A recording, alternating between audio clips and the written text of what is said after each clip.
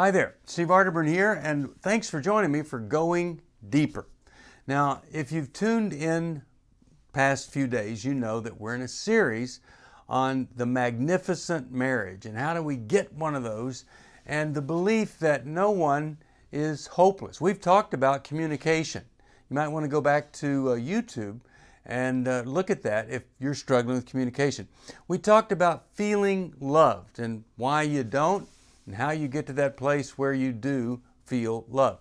And then we talked about the baggage that we bring into the marriage and what to do so we're not lugging that around everywhere. And today we're going to go to number 4. And here's something that, the problem is in number 4 that people stop dating. And so if we're going to make a magnificent marriage, then we're going to have to go back to dating. Dating can be exciting. It can be comforting. It can be something to look forward to. It says I'm special.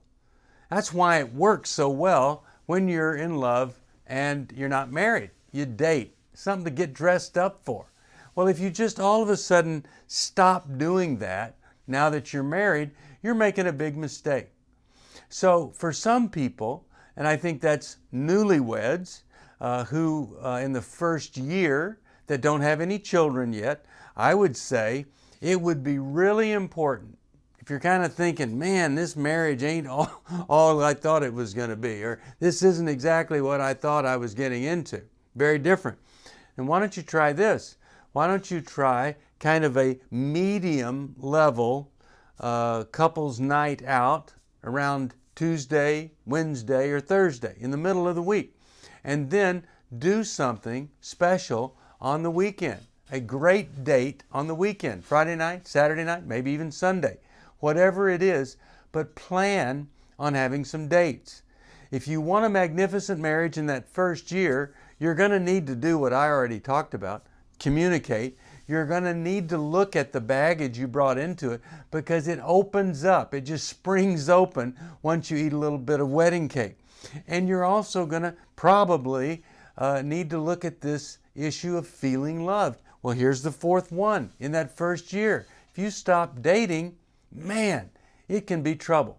So you pick it up again and you begin to date each other. Now, if you've been married for 5, 10, 15, 20, 25 years, something like that, you can see how important it would be to at least one night a week plan something very special.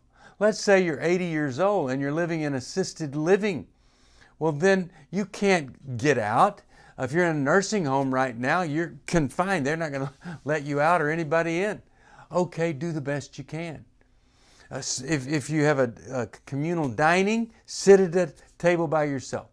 If it's just you at the house, get a flower to make it look different when you sit down to eat. Whatever you can possibly do, that's what you want to do to make it special, really special. So you're doing anything that you can do to make this a special time. And when you do it, you treat each other with kindness, you play romantic music, you do whatever it takes to make it a real life date even though you're confined. Now, I wrote a little book, Is This the One? And the original title of this was 10 Dates Before I Do. And the 10 dates, actually there are 10 different concepts that I was having a couple cover to discover all that they could about each other. For instance, there's a chapter on a finance date where you look at certain things about finances. Another one on children where you're looking at the different things with kids. But most of them are just to have fun in unique and different settings and sometimes outside the comfort zone. For instance, if she loves ballet, maybe you take her to your rodeo event. If she loves ballet, then you abandon rodeo for one night and you go to the ballet even though you hate it. So just different things like that that are creative. It's a great book to go back to because there are about 100 different dating ideas in here if you need some. My wife and I have never stopped dating. And it's really a special thing. And we wrote this book, The Mediterranean Love Plan. I think a better title of it would be Secrets of the Mediterranean. And we took all of these, we looked at these different Mediterranean cultures. We had traveled to the Mediterranean, I believe 3, maybe 4 times, and we put together this book based on what we had discovered over there. Like the 7th culture is the culture of Greece, and we looked at this one place where it seemed like people were forgetting to die. The longevity was the end result of a lifestyle that they lived. And so we have a whole chapter on what that culture stands for, what the people do on a regular basis to extend your life. So the island of Icaria is a place where people live, sometimes to be 110, whatever. But the real message of Icaria was that they didn't die before they died. They were living right up to the last minute, and they were walking a long way every day compared to the U.S. Well, another culture that we looked at was in Spain. One night we were in Spain, and they had just won this major, they had this major soccer victory, or as they say, football. And so we went outside, we went down to the central area of the city, and there were all these people hanging off of statues, waving flags. It was like the whole city was excited about this victory. And it was very, very late. Well, Spain is the place where we discovered playfulness is kind of the goal of life. In other words, to enjoy life, play, date, have fun together. And so I just want to talk to you about the combination of playfulness and of dating. You can be playful and date. Let me read something right out of the Mediterranean Love Plan. It says, here are 3 benefits of playfulness. Playful folks are smarter and wiser as they age. A study conducted at Penn State focused on the elderly. It showed that playfulness in later life is associated with better cognitive and emotional function. Now, let me give you an example. One of the things that we suggest here is dancing. They dance in Spain. They eat dinner at midnight a lot of times. It's just amazing how much they play. They take naps during the day, but this is the place where they have running with the bulls. I just have no desire to run with a bull, without a bull. I'll run a little bit, but not with.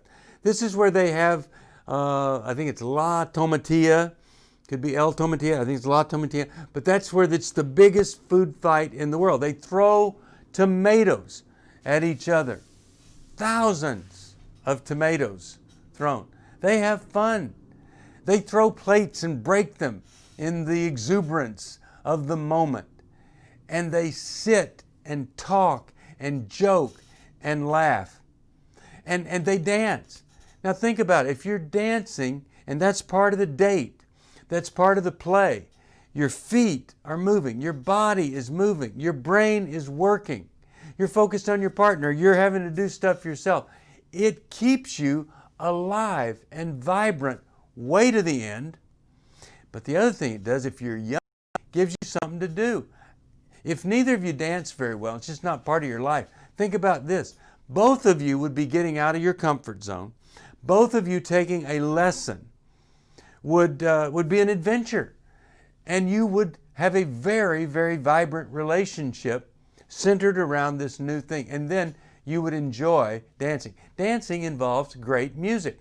We go to a place where they have a big band on every other Saturday night. Up on the stage, everybody's dancing, kids all ages.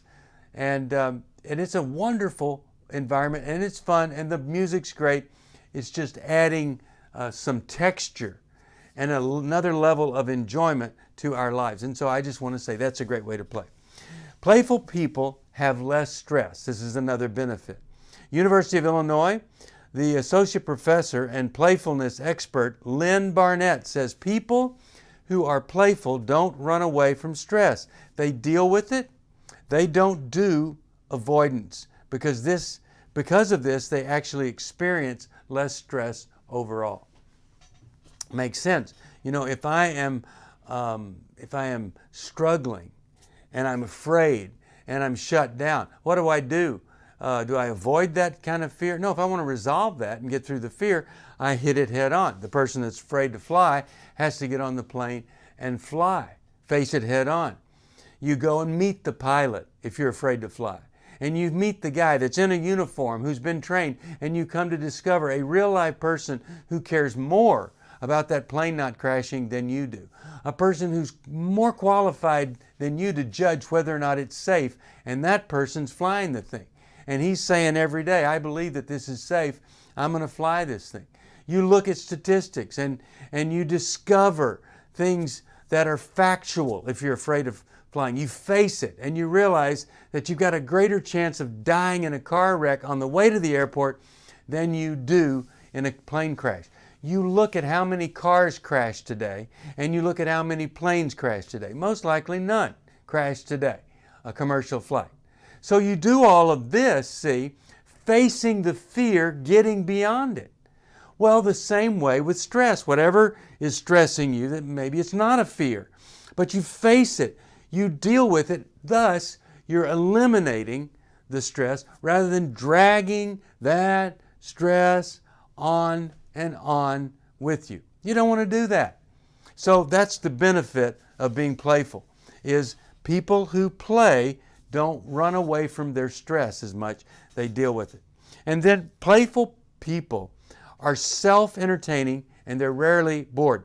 In another study, Barnett discovered that playful people were more adept at keeping themselves entertained when they were forced to sit in an empty room.